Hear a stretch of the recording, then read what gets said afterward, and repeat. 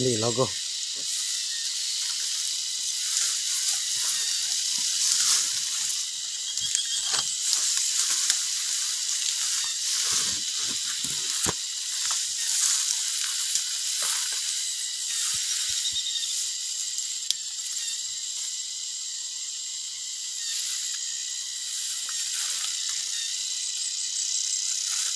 Ini ada batang ini lah, jangan dikubui.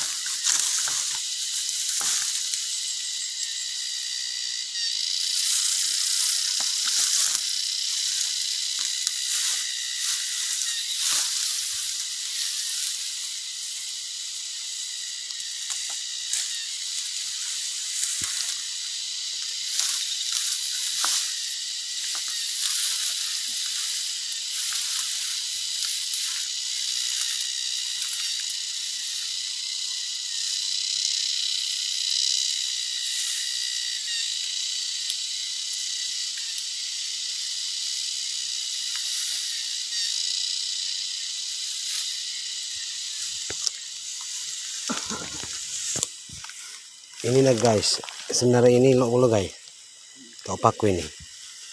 Ini lat ini guys. Di mana? Ini logo. Hanya, lo bukan pakunya lah paku ini no. No ada dia.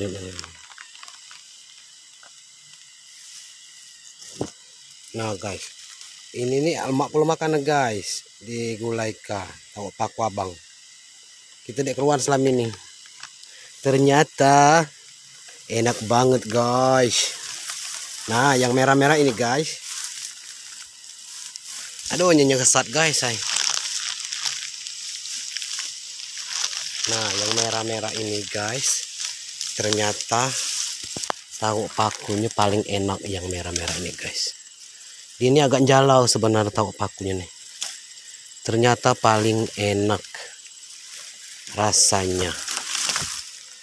Rasanya paling enak. Nah, yang ini guys.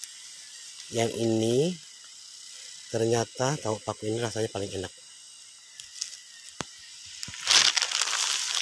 Sekarang kita ambil. Kita ambil ya.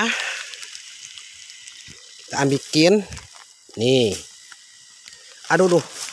Semadu semut. Nah, ini guys.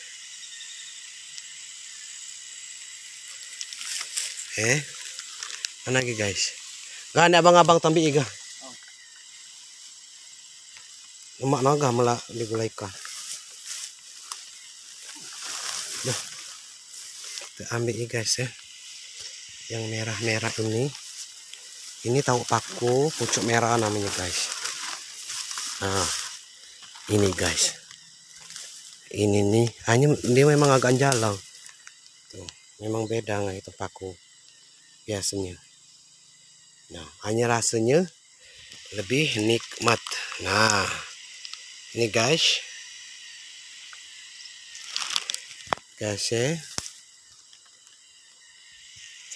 Maaf ya guys ya, video agak goyang-goyang karena memakai HP manual. Hanya tidak penting tahu pakunya guys. Ini deh guys. Nah guys, ini rasanya mantap guys. Aduh, semut galak guys. Semut malah gatal guys.